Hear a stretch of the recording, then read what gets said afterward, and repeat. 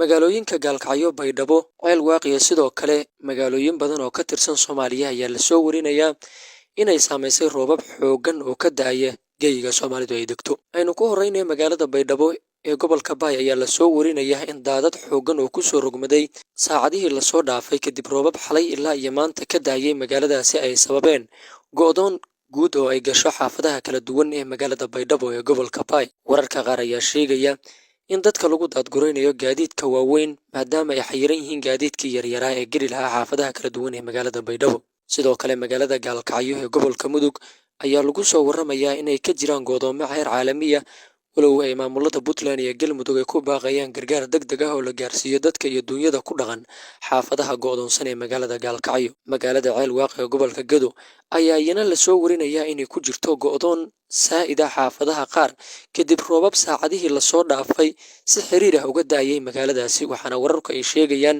in xaafadaha magaalada ay ku go'doonsan yihiin dad rayid ah oon awoodin inay kasoo kicitimaan goobta ay ku sugan yihiin. Ceel Waaq waxaa la soo warinayaa inay burbureen guryo fara badan oo ay lahaayeen dad danyar ah isla markaana ay ku cadiban yihiin goobihii guryuhu ay uga dumeen dadkaasi maadaama haatan la soo warinayo in roobabka weli ay ka da'ayaan isla halkaasi. Magaalooyinka Beledweyne iyo deegaano kale oo uu ku teedsan yahay webiga Shabeelle ayaa la soo waramayaa sidoo kale inay ka jiraan fatahaado hor leh maadaama roobka uu sii xoogaysanayo saacadba saacadda ka dambaysa. Saameynta ka dhalatay roobabka lixaadda leh ee ka da'aya gobolka Galgaduud ayaa kalifay in gaari nooca xamuulka qaada uu ku gadoomo amaba uu ku rogmado aagga deegaanka Qaradhi oo u dhexeeya magaalooyinka Gudinlabe iyo Cadaado. Sida wararku ay soo sheegayaan, gaarigan ma jiraan wax khasaare nafeed ah oo uu sababay marka laga reebo hantidii saareed iyo qudhiisa gaariga oo burburay. Wararkii saameynta roobka waa naga intaa.